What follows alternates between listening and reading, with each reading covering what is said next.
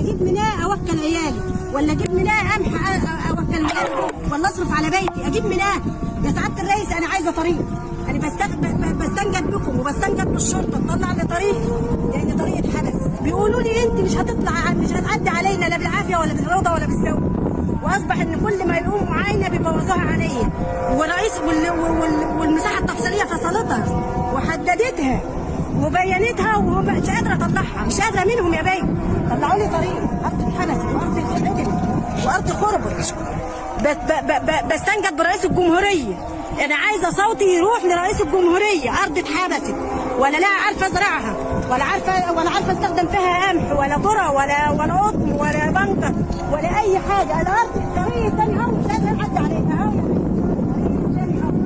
مش قادره اعدي عليها. انا مش عايزه الا طريق يا بيه، مش عايزه الا طريق ازرع قمح لعيالي وازرع اسدد مالها.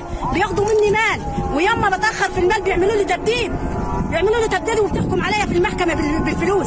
اجيب منها اسدد مال، واجيب منها اوكل عيالي، اقدر اشحت ما عنديش حاجه. ده 30 ايراد احنا، والطريق محروق اهو. التاكسي يا دوبكم الطريق محروق اهو دي ومانعيني عنه، وقالوا لا وقطعوا الطريقه هاي.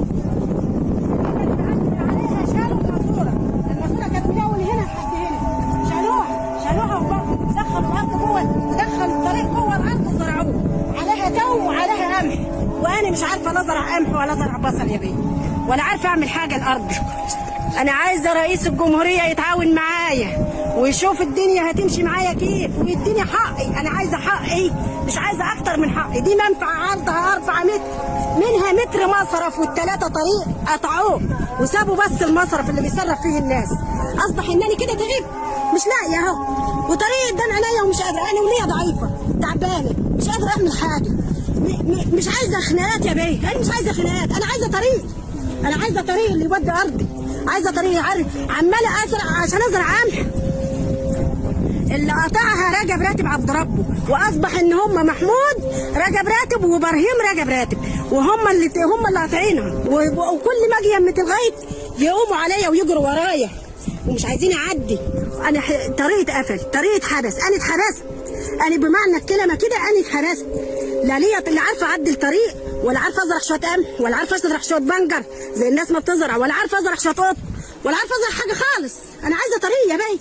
انت راجل بتقول دلوقتي اي شبر المفروض يزرع في الدوله، المفروض اي شبر يزرع يوكل العيال، يوكل الناس. يرحمونا طلعوا لنا طريقنا عشان نوكل عيالنا. هنشحت